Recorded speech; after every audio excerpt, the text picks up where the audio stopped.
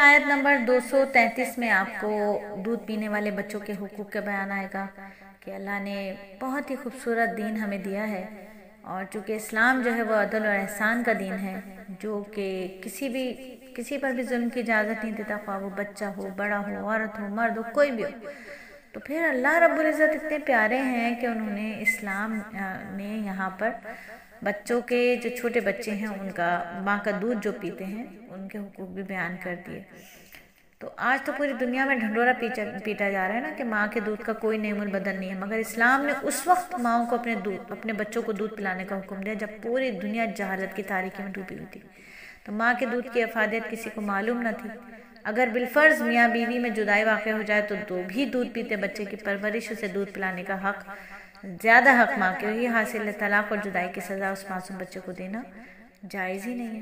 اور اب تو مدر ملک جو ہیں بینک کھل گئے ہیں، پاکستان میں بھی کھولنے کی کوشش کی تھی، تو یہاں پر تو الحمدللہ غیرت ایمانی موجود ہے لوگوں کے اندر، اور وہ ایک محاذ بنا دیا اور نہیں وہ بینک کھل سکا۔ اس کے کھلنے سے کتنا بڑا نقصان اور کتنا بڑا دین کا کھلواڑ ہونا تھا۔ سوچیں ذرا آپ کے دودھ شریک بہن بھائیوں کا نکاح نہ ہو جاتا، کس نے دودھ پیا، کس کی ماں کا دودھ بینک میں رکھا ہوا تھا اور کون پی لیتا، کس طرح ہوتا ہے۔ جو حدیث مبارکہ ہے نا نبی صلی اللہ علیہ وسلم کے کہ قرب قیامت میں لونڈی اپنے آقا کو جنے گی، ٹھیک ہے، تو ایسا بھی معاملات ہو جاتے ہیں۔ اللہ تعالیٰ عافیت کا معاملہ رکھے۔ تو اتنا خوبصورت دین، اتنے پیارے محبت کرنے والے اللہ کے اللہ نے ہر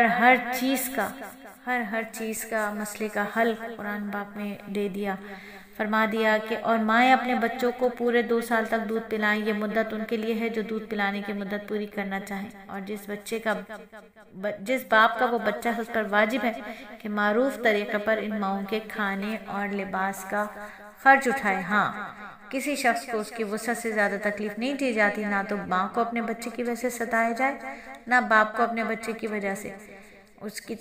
اور اسی طرح کی ذمہ داری وارث پر بھی، یعنی دونوں والدین آپس کی رضامندی اور باہمی مشورے سے 2 سال گزرنے سے پہلے ہی دودھ چڑھانا چاہیں تو ان پر کوئی گناہ بھی نہیں ہے، اور اگر یہ چاہیں کہ اپنے بچوں کو کسی انا سے دودھ پلواؤ تو بھی تم پر کوئی گناہ نہیں ہے، جبکہ تم نے جو اجرت ٹھہرائی وہ دودھ پلانے والی انا کو بھلے طریقے سے دے دو۔ اللہ سے ڈرتے رہو اور جان رکھو کہ اللہ تمہارے کام کو اچھی طرح دیکھ رہا ہے۔ اللہ تمہارے کام کو اچھی طرح دیکھ رہا ہے۔